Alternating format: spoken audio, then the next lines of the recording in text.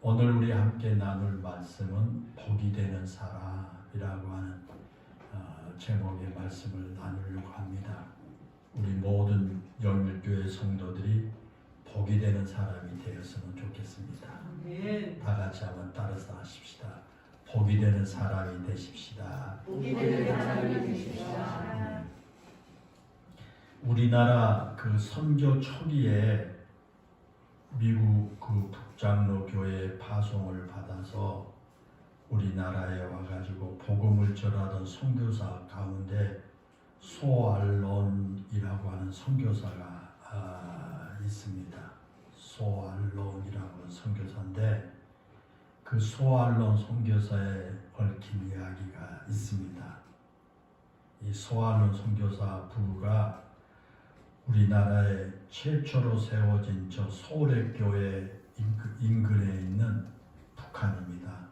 북한 소래교회 인근에 그 몽산포 해수욕장이 있는데 몽산포 해수욕장에 한 달간 그 수양을 하러 그곳에 갔다가 소래교회를 지원하기로 마음을 먹었어요. 그래서 내가 전도해서 한 달간 여기 몽산포 해수욕장에 있으니 몽금포 해수욕장에 휴양하면서 전도해가지고 저 조그만 소래교회를 지원해야 되겠다. 그런 마음을 먹고요.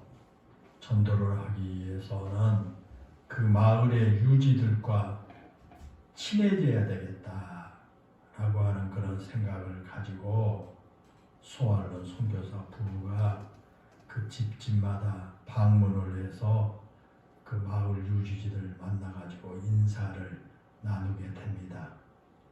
그런데 이상하게 가는 집마다 커다란 녹그릇이 그 안방 잇목에 있는 것을 보게 됐어요. 이 집을 가도 커다란 녹그릇이 안방 위에 잇목에 놓여 있고 저 집을 가도 놓여 있고 그런 거예요. 그래서 소알론 선교사는 그 녹그릇이 아주 귀한 것인 줄로 알았어요.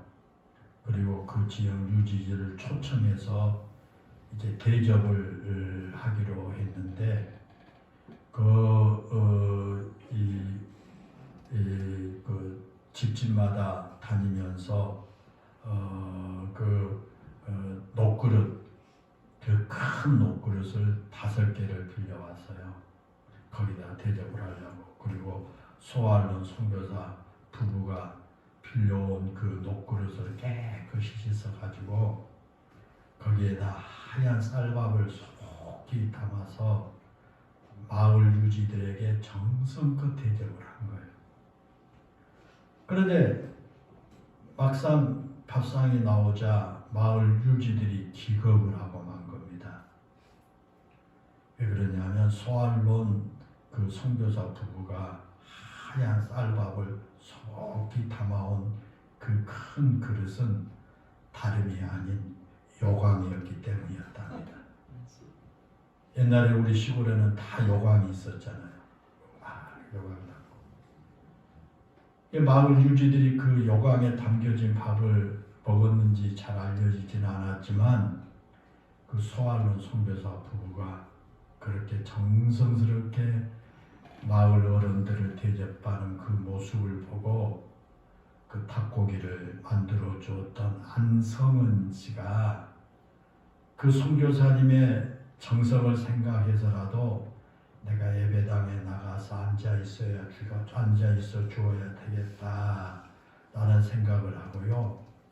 그가 예배당에 나왔다가 예수님을 믿게 된 거예요. 예수님을 그가 만나게 된 거예요.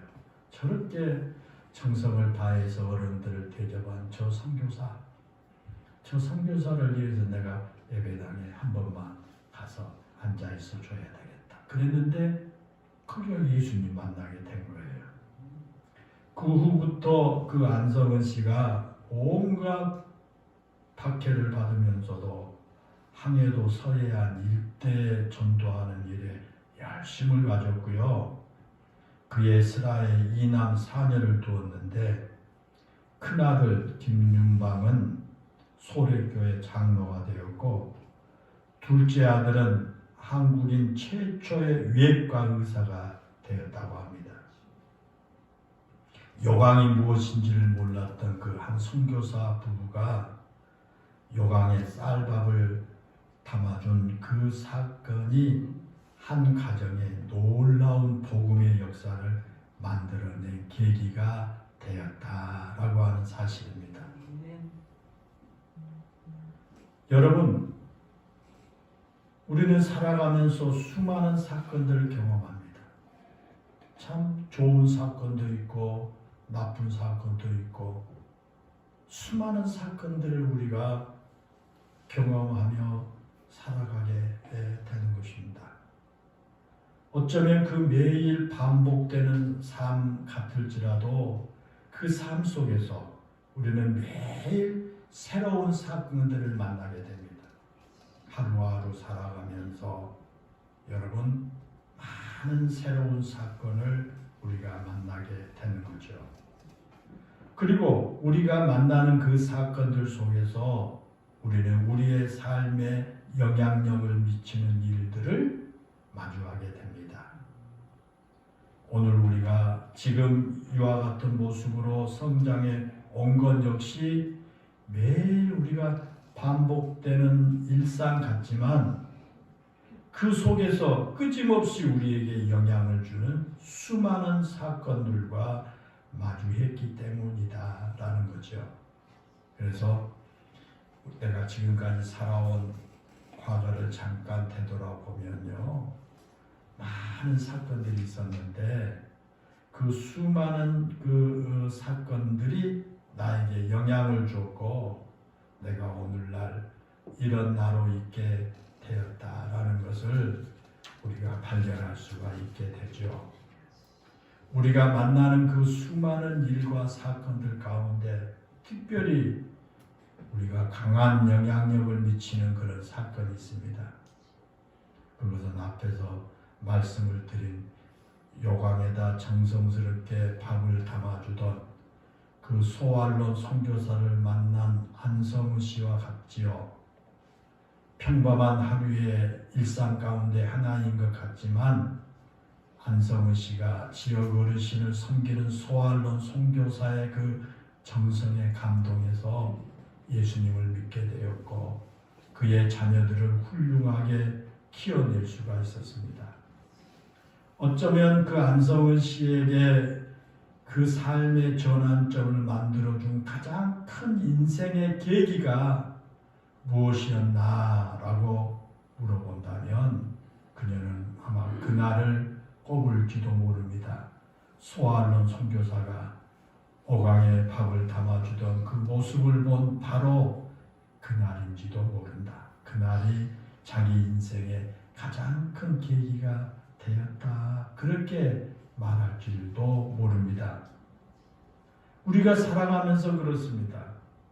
우리가 살아가면서 여러 가지 많은 사건들이 있는데 그 중에서 어떤 유달리 남다른 사건으로 인해서 내 인생이 변화되게 되고요. 내 삶이 이 하루아침에 바꿔지는 그런 경험을 하기도 합니다. 사랑하는 여러분, 여러분은 지금까지 살아오시면서 여러분의 삶에 가장 큰 영향력을 준 사건이 무엇이었다고 생각합니까? 한번 되돌아보세요. 나는 지금까지 살아오면서 나한테 가장 큰 영향력을 준 사건이 뭐였나? 여러분 한번 되돌아 보았으면 좋겠습니다. 무엇이 여러분의 삶의 큰 전환점의 계기가 됐을까?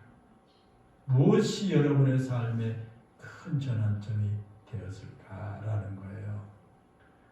저는요 문득 생각나는 게요. 초등학교 내가 4학년 때인가 3학년 때인가 4학년 때로 기억돼요. 우리 시골 동네에는 조그만 교회가 하나 있었지만요. 그렇게 교회 다닌 사람들이 많지가 않았고 저도 역시 교회를 한 번도 가보지 않은 사람이거든요. 그는 내가 초등학교 3학년 때인가 4학년 때 그 몸이 많이 아파가지고 학교를 못 갔어요. 학교를 못 갔는데 그 당시 그때 저희 선생님 이름도 안 잊어버립니다. 지금 몇십 년이 지났는데 김춘식 선생님이라고 하는 그런 선생님이 담임 선생님이었는데 그분이 아프니까 가정 방문을 와서 제가 누워 있는데 그 앞에 그 머리맡에 앉아가지고 아무 말씀도 안 하니 하시고 눈 감고 가만히 계시는데 기도하시는 거예요. 선생님이 제자 아픈 곳을 찾아와서 머리맡에 앉아가지고요 참 이렇게 기도하신 그 모습이 저에게 얼마나 큰 마음속에 와 닿는지 몰랐어요.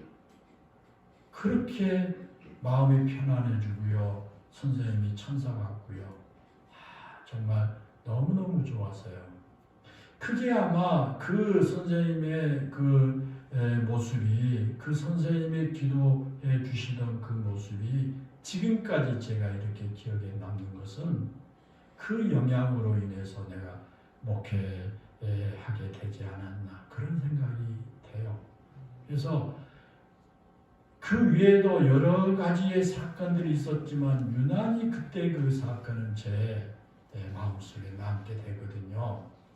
여러분에게도 여러분의 삶에 가장 큰 영향력을 준 사건이 무엇인가 한번 생각해 보십시오.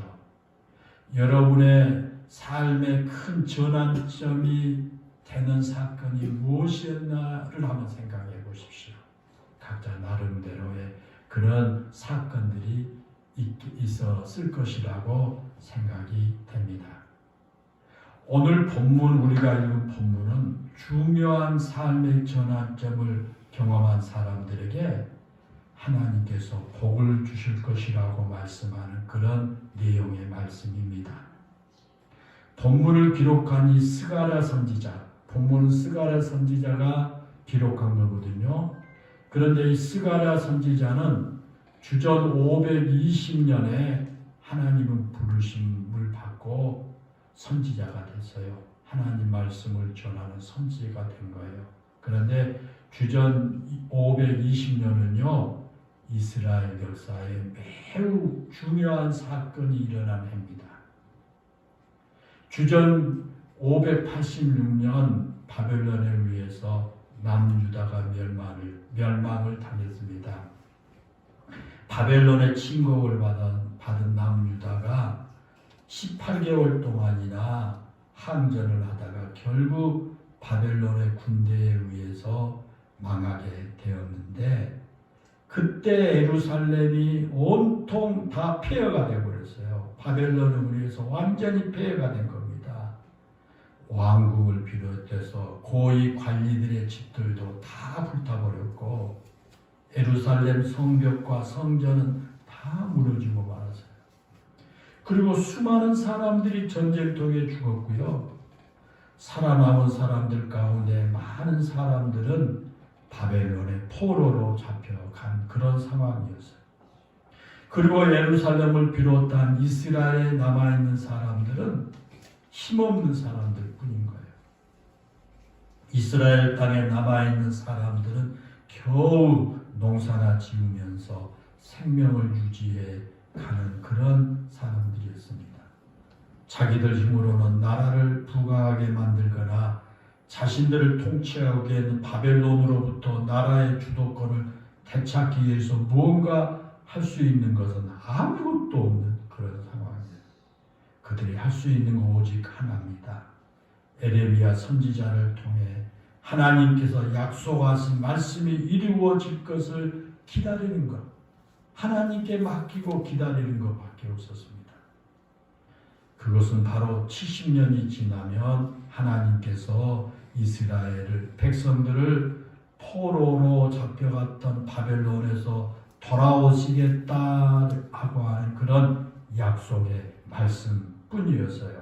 오직 그 말씀만을 붙들 수밖에 없었습니다. 그리고 하나님께서 자신이 약속하신 대로 이스라엘 백성들을 70년 후에 바벨론에서 돌아오게 하셨어요. 주전 539년에 바벨론이 메대와 바사의 연합군에 의해서 멸망을 바벨론이 당하고요. 페르시아의 초대 왕이었던 다리오 왕이 바벨론 제국의 포로로 잡혀갔던 이스라엘 백성 가운데 원하는 사람들을 전부 고국으로 돌아올 수 있도록 허락을 한 거예요. 그렇게 해서 주전 536년에 수르바벨과 여호수아를 중심으로 해서 약 5만 명의 이스라엘 백성들이 예루살렘으로 돌아오게 됩니다. 그것이 제1차 포로 기한이에요. 그래서 그걸 우리는 제1차 포로 기한이라고 이렇게 부르게 됩니다. 그런데 그 제1차 포로 기한을 할 때 예루살렘으로 복귀한 사람들에게 하나님께서 주신 특별한 사명이 있었어요. 포로로 돌아온 1차로 포로로 돌아온 사람들에게 어떤 사명을 주었느냐? 그것은 주전 586년에 예루살렘이 멸망할 때 무너진 성전을 다시 지으라는 거예요. 그들이 성전이 다 파괴됐는데 1차로 포로에서 귀환한 사람들에게 하나님께서 그 성전, 무너진 성전을 다시 지으려고 하는 사명을 준 거예요. 그래서 포로에서 돌아온 이 사람들이 성전을 짓기 위해서 바벨론에서 예루살렘에 돌아오자마자 자기들의 고향으로 가지 않고 전부 예루살렘으로 모인 거예요. 그런데 얼마 지나지 않아서 그들이 성전 짓는 일을 멈추고 말았어요. 의욕을 가지고 다 힘을 합해서 성전을 짓다가 그만 멈추게 됩니다. 왜냐하면 사마리아 사람들이 성전 짓는 일을 방해하고 나선 거예요. 그래서 사마리아 사람들이 그 방해로 성전 짓는 것을 중단한 이스라엘 백성들이 각자 고향으로 돌아가서 자기들이 집을 짓고 농사를 지으며 살게 된 거예요. 성전을 짓던 것 중단해버리고 자기 고향으로 돌아가지고 자기 집 짓고 농사를 지입니다. 그러다가 그들이 성전을 지어야 한다는 중치대한 사명을 다 잊은 거예요. 그렇게 지낸 세월이 무려 16년이에요. 16년 동안 그들이 하나님이 성전을 지으라고 사명을 주었지만 집으로 돌아가지 않고 예루살렘에 모여서 열심히 성전을 짓다 사마리아 사람들이 방해하니까 그냥 내버려 두고 고향으로 돌아와서 자기 집 짓고 농사를 짓고 살다가 성전 짓는 것을 잊어버리고 16년 동안 보낸 거예요. 세월을 보낸 거예요. 그러자 바벨론에서 돌아온 지 16년이 지난 주전 20년에 학개 선지자와 스가랴 선지자가 이스라엘 백성들에게 다시 성전을 지을 것을 촉구하고 나선 겁니다. 다시 성전을 지어야 된다. 이게 하나님께서 우리에게 명령하신 것이다 하고 나서요. 그동안 사마리아 사람들의 방해 때문에 성전 짓는 것을 중단했는데 16년의 세월이 흐르면서 그들이 성전을 지어야 한다는 생각을 아예 포기해 버렸기 때문에 학개 선지자, 스가랴 선지자 같은 사람들이 성전을 다시 짓도록 그렇게 촉구하고 나선 겁니다. 선지자들의 그 촉구에 이스라엘 백성들이 성전 짓기 위해서 다시 모인 거예요. 선지자들이 촉구하니까 16년 만에 다시 모여요. 오늘 본문 9절에서 지금 읽은 말씀이 본문 이전에 나온 내용들이고 오늘 본문 9절에서 만군의 여호와의 집 성전을 건축하려고 그 지대를 쌓던 날을 그랬죠. 만군의 여호와의 집 곧 성전을 건축하려고 그 지대를 쌓던 날이라고 하는 말은 주전 520년 제2의 성전을 짓기 시작하던 날이라고 하는 그런 뜻이 되겠습니다. 그래서 제2의 성전을 짓기 시작한 날은 그 당시 이스라엘 백성들에게 굉장히 중요한 의미를 갖는 날이었다라는 겁니다. 왜 그러냐면 그날을 기점으로 해가지고 이스라엘 백성들의 삶이 180도로 달라졌어요. 그냥 520년, 주전 520년 제2의 성전을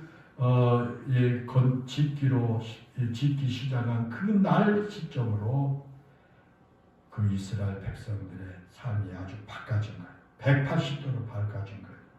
그 본문 10절에 보면 그러죠. 그날 전에는 성전을 다시 짓기 하기 전에는 사람도 삭슬 얻지 못하고 짐승도 삭슬 받지 못하였으며 사람이 원수로 말미암아 평안히 출입하지 못하였으니 내가 모든 사람을 풀어 치게 하였느니라 그랬죠. 이제 성전의 지대를 쌓기 전에는 열심히 일을 하고 노동을 하지만 싹을 얻지 못했다는 거예요. 여기서 삭슬 얻지 못했다라고 하는 말은 수고해서 돈을 받기는 받았지만 수중에 남은 것이 하나도 없다. 축원하고 일하고 삭슬 받았지만 남는 게 없어요.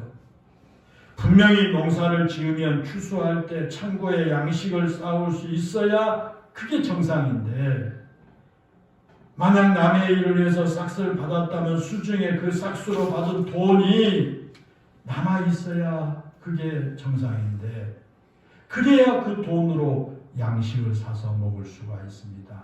그런데 농사를 지어도 남는 게 없어요. 열심히 일을 해도 가난에서 벗어날 수가 없어요. 그 이유는 스가랴 선지자와 같은 시기에 하나님의 말씀을 외쳤던 학개 선지자를 통해서 하나님께서 말씀해 주세요. 학개서 1장 9절에 보면요. 너희가 많은 것을 팔았으나 도리어 적었고 너희가 그것을 집으로 가져갔으나 내가 불어버렸느니라. 하나님이 다 불어버린 거예요. 하나님께서 불어버렸기 때문에 축원하고 농사를 지었지만 먹을 것이 없고요. 축원하고 일을 했지만 크게 남는 것이 없었다. 하나님이 불어버리니까 정작 자신들이 해야 할 중요한 일이 무엇인지를 모른 채 자기들이 배부르기 위해서 농사를 짓고 자기들이 잘 살기 위해서 헛된 노력을 하는 이스라엘 백성들에게 아무리 많이 농사를 지어도 얻어지는 것은 적고 그나마 적은 그것은 집으로 가져가 보았자 하나님께서 그것을 풀어버려요. 그런 것입니다.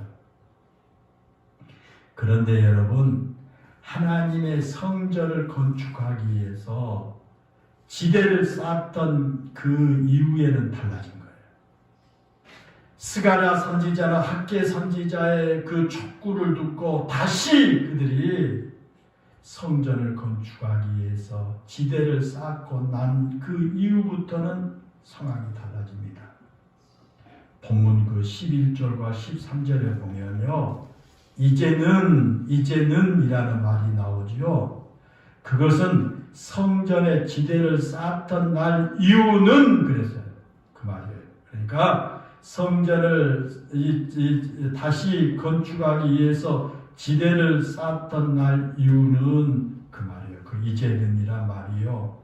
그 이유는 그 이전과 다르다는 겁니다. 본문 11절에는요.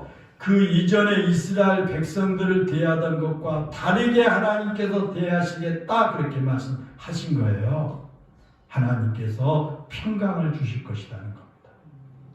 열심히 농사를 지으면 열매를 맺게 되고 하늘이 이슬을 내려서 백성들에게 먹을 것이 많아지게 하시겠다 그런 말씀이에요. 전에는 이방인들에게 저주거리가 됐지만은 이제부터는 복이 되게 해주시겠다 그런 말씀이 됩니다. 선지자들을 통해서 들려주신 하나님의 말씀을 듣고 성전 지대를 쌓는 그것이 계기가 되어서 하나님께서 이스라엘 백성들을 다르게 대해 주시겠다라는 겁니다. 이제부터는 복이 되게 해 주시겠다. 이제부터는 너희가 복이 되게 해 주시겠다. 언제부터입니까? 바로 하나님의 선지자의 명령을 듣고 성전을 다시 건축하기 위해서 지대를 쌓는 그때, 그 사건 그 이후로부터는 내가 너희를 복이 되게 해 주시겠다, 주겠다라고 하는 그런 말씀이 되겠습니다. 여러분, 그와 같이 그 당시 이스라엘 백성들이 성전을 지대를 쌓았던 날이 그들의 삶에 복이 깃들기 시작한 중요한 계기가 된 것입니다. 그 이전에는 재앙 속에 사는 것처럼 살아야 했습니다. 20석을 거둘 수 있는 논에서 농사를 지으면 겨우 10석밖에 거두지 못합니다. 열심히 포도 농사를 지어서 포도즙을 50그루쯤 얻을 수 있을 것이라고 기대하고 추수를 해보니까 고작 20그루밖에 얻지를 못합니다. 학개서 2장 20절에 나온 말씀입니다. 그것마저도 다 먹을 수 있는 게 아닙니다. 그것을 집에 가져다 놓을지라도 하나님께서 그런 것을 불어버리시기 때문에 실제로 먹을 수 있는 것은 아주 작은 양에 불과했습니다. 그러니 늘 가난하게 살았고 배고픈 가운데 그들이 살아야 했습니다. 마치 하늘이 재앙을 내리신 것 같은 삶을 살아야 했습니다. 그러나 이제는 그렇지 않다는 겁니다. 이제는 하나님께서 이슬을 내려주셔서 농사도 잘 되게 해 주시겠다는 겁니다. 백성들이 마음껏 먹고도 남을 만큼의 식량을 거두게 해 주시겠다라고 하는 말씀입니다. 그 이전에는 이방인들에게 저주거리가 됐습니다. 하나님의 택한 백성인 이스라엘이 이방인들의 입에서 이 저주거리가 된 거예요. 수치를 당하고 이방인들에게 멸시를 당해야 했습니다. 그런데 이제부터는 복이 되게 해 주신다라고 하는 말씀입니다. 오늘 본문 13절 말씀을 잘 보면 13절을 여러분 눈여겨보십시오. 하나님께서 이제부터 너희에게 복을 주리라 그렇게 말씀하지 않았죠. 하나님께서 이제부터 너희에게 복을 주리라 그렇게 말씀하지 않고요. 이제는 내가 너희를 구원하여 너희가 복이 되게 하리라 그랬습니다. 사랑하는 여러분, 복을 받는다는 것과 복이 된다는 것은요 완전히 다릅니다. 글자 하나 차이지만 그거 완전히 복을 받는다, 내가 복이 된다, 이건요 완전 다른 거예요. 일반 사람들 모두는 다 복을 받기를 원합니다. 그래서 모두가 다 복을 갈구합니다. 비단 하나님을 믿는 사람들만 그런 것이 아니라 이 세상의 모든 사람들이 다 복 받기를 원하잖아요. 특히 우리나라 사람들은 온통 복 받기를 좋아합니다. 그리고 하나님께서 우리에게 복을 주시기도 합니다. 그런데 여러분, 우리가 복을 받는 것보다 더 큰 복은 내가 복이 되는 겁니다. 내가 복이 되는 것이 더 중요합니다. 복이 된다는 것은요, 우리 안에 하나님께서 주신 복이 가득하다는 뜻이에요. 내 안에 하나님이 주신 복으로 가득해요. 하나님께서 아브라함을 부르실 때 그랬잖아요. 내가 너로 큰 민족을 이루고 내게 복을 주어 내 이름을 창대케 하리니 내가 복이 될지니라 그랬잖아요. 하나님께서는 아브라함에게 복을 주신다고 하면서 복을 주신 그 결말이 뭐냐? 아브라함이 복이 되게 하는 것이다 그 말이에요.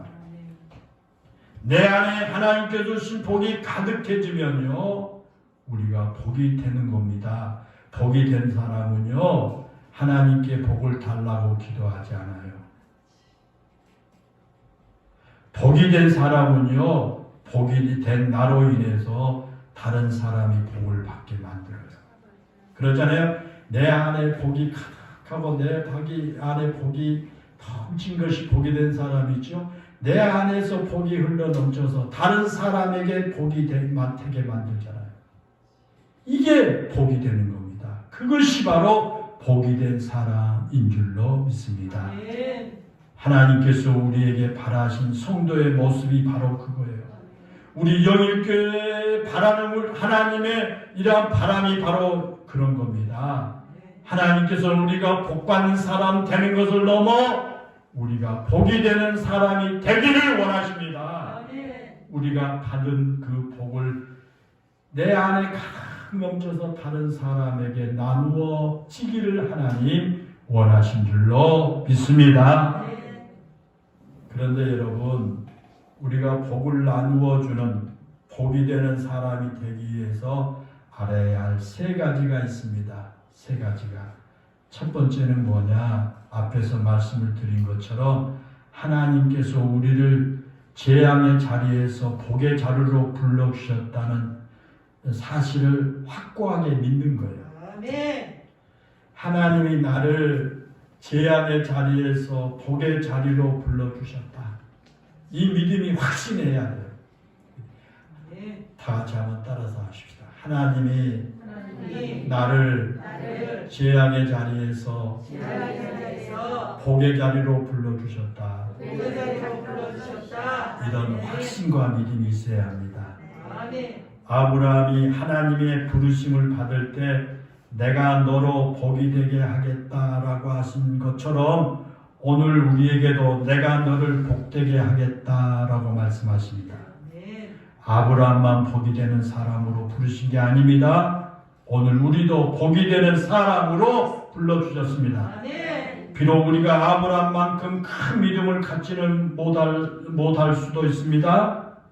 독자 이삭을 제물로 바치라는 말씀에 순종했던 아브라함처럼 우리는 그렇게 하나님을 위해서 나의 모든 것을 내어놓을 그런 순종을 하지 못할 수도 있습니다. 아직도 우리 안에는 복이 될 만한 모습이 많이 부족한 것은 사실입니다. 그러나 여러분, 하나님께서 아브라함을 복되는 사람으로 부르신 것처럼 우리도 복이 되는 사람으로 부르신 줄로 믿습니다. 그런데 내가 너로 복이 되게 하겠다라고 하는 그 말씀을 들은 아브라함이요, 그 이후에도 얼마나 많은 실수를 했는지 몰라요. 하나님이 내가 너에게 복이 되게 해주겠다 그런 말씀을 받고도요 많은 실수했어요. 하나님께서 가라고 하신 가나안 땅으로 땅에 왔지만은 얼마 지나지 않아서 흉년이 가나안 땅에 들었어요. 그 가나안 땅을 떠나 애굽으로 내려가려고 아브라함이 애굽으로 내려가고 말았죠. 그리고 애굽에 내려가서는요, 그 아브라함의 아내 사라가 매우 예뻐요. 그러니까 그 예쁜 아내 사라를 다른 사람이 빼앗아 가기 위해서 자기를 죽일 줄도 모른다라는 생각을 하고요, 자기 아내 사라를 누이라고 속였지 않습니까? 그럴 수가 있어요. 그리고 실제로 아내 사라를 애굽의 왕이 데려가는데도 아무 말도 하지 못해요. 자기 죽을 줄 알고. 그것만 아니에요. 하나님께서 사라를 통해서 후손을 주시겠다고 분명히 약속하셨는데도요, 그걸 못 참고 하가를 통해서 이스마엘을 낳았지 않습니까? 아브라함이 저지른 실수가 한두 가지가 아니에요. 중요한 것은 그런데도 하나님께서 그런 아브라함을 복이 되는 사람으로 부르셨고 아브라함을 복이 되게 하셨다는 겁니다. 사랑하는 여러분, 그렇습니다. 우리의 모습 가운데도 여전히 실수하는 연약함이 우리에게 있고요, 아직 복이 되기에 부족한 것이 많아 보이지만 하나님께서 우리를 복이 된 사람으로 부르셨다는 것을 우리가 분명히 잊어서는 안 될 줄로 믿습니다. 그 다음에 이 복이 되는 사람, 복을 나누는 사람이 되기 위해서 우리가 알아야 할 두 번째 사실은요, 우리가 복에 대한 욕심을 버려야 한다는 뜻이에요. 이 복에 대한 지나친 욕심을 버려야 합니다. 우리가 복을 받기만을 바라는 마음을 가져서는 안 됩니다. 이미 우리 안에는 하나님께서 주신 복이 많습니다. 저와 여러분에게 하나님 주신 복이 얼마나 많은데요. 특별히 예수 그리스도를 믿는 우리들에게는요, 하나님이 이미 주신 복이 우리에게 많습니다. 그런데 욕심쟁이인 우리 인간은요, 우리 안에 있는 그 복을 헤아리고 그 복을 누리기보다는 그저 더 많은 복이 내게 있어야 한다고 생각해요. 더 많은 복, 더 많은 복. 끝임없는 욕심이잖아요. 삼시세끼 먹고 살고, 내가 이만한 집에서 이렇게 살면 참 좋겠다 라고 하지만 또 그게 채워지게 되면요, 더 많은 것 원하잖아요. 더 많은 것, 더 많은 것, 더 많은 것. 이게 우리 인간의 욕심이에요. 하나님께 이미 받은 우리의 복이 여러분 얼마나 많은데요. 그런데 우리 인간은 더 많은 것, 더 많은 것을 원하는 거예요. 더 많은 복을 내 안에 담아두어야 한다고 생각해요.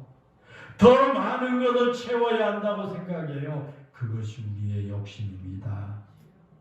하나님께서는 우리에게 주신 복이 정말 많습니다.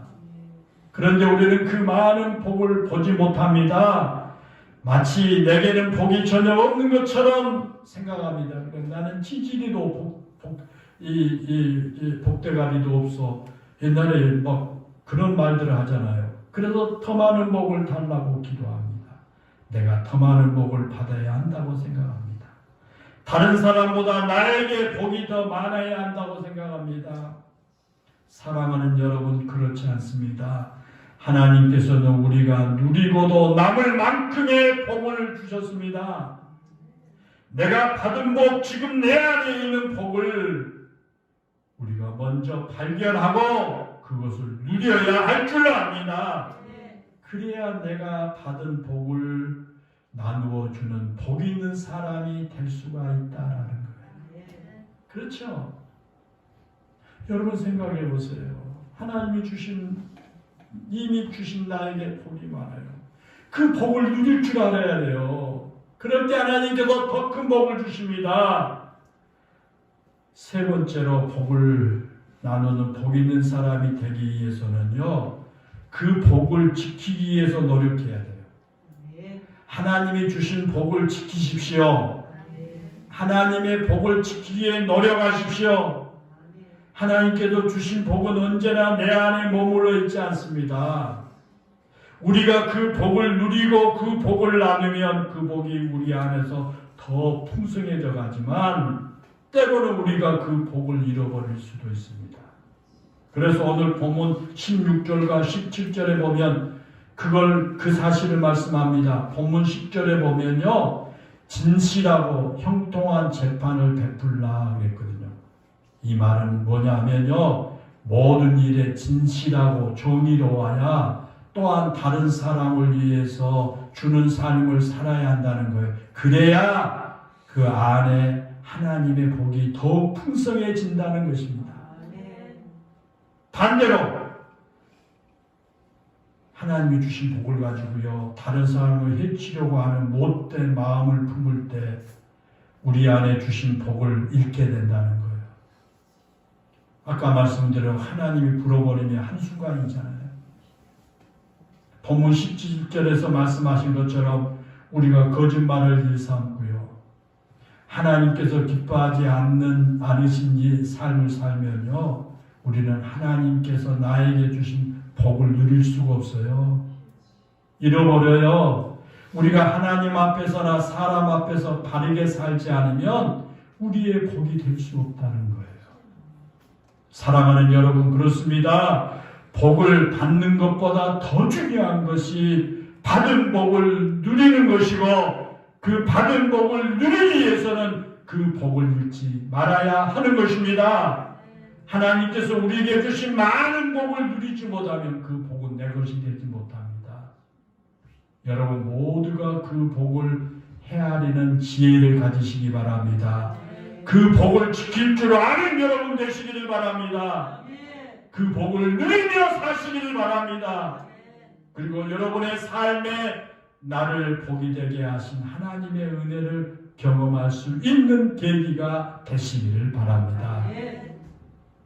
하나님이 주신 복을 내가 그 은혜를 경험할 수 있는 그런 계기가 언제 주어지느냐? 그것이 예배일 수도 있고 기도일 수도 있고 섬김일 수도 있습니다.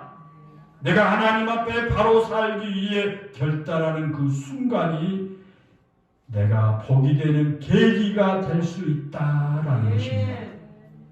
사랑하는 성도 여러분, 하나님께서는 우리가 복받는 사람이 되는 것을 넘어서 복이 되는 사람이 되기를 원하십니다. 우리가 받은 복을 나누어 주는 사람이 되기를 원합니다. 여러분 모두가 복을 받는 것을 넘어서 복이 되는 사람이 되시기를 바랍니다. 여러분이 받은 복을 나누어 주며 사는 그런 복이 있는 사람이 되기를 주의 이름으로 축원합니다. 여러분 내가 복이 된다는 것이 얼마나 감격스러운 일입니까? 그 감격을 여러분 모두가 누리며 사시기를 바랍니다. 하나님께서 오늘 또 우리에게 내가 너를 복이 되게 하리라 말씀하십니다. 부디 여러분 모두가 복이 되는 사람들 되시기를 다시 한번 주의 이름으로 축원합니다. 기도하겠습니다. 은혜롭고 감사하신 아버지 하나님, 오늘 주의 거룩한 날 우리가 하나님께로부터 받은 복을 헤아릴 줄 알게 하여 주옵시고, 하나님께서 복을 받는 사람을 뛰어넘어 복 있는 사람들 되기를 간절히 원합니다. 하나님께서 우리의 주신 그 복이 더 풍성해지기를 원합니다. 더 풍요로워지기를 원합니다. 우리 안에 복이 넘치기를 원합니다. 복을 누리며 살기를 원합니다. 그래서 나를 통해서 내 주변의 많은 사람들이 복을 받게 하여 주옵소서. 많은 사람들에게 나누어 주며 살 수 있는 풍요로운 그런 복이 있는 사람들이 다 되게 해 주옵소서. 그래서 우리가 보람된 삶이 되고 하나님께 영광을 돌리는 그런 우리 영일교회 성도들 모두가 다 되게 해 주옵소서. 예수님의 이름으로 기도하옵나이다.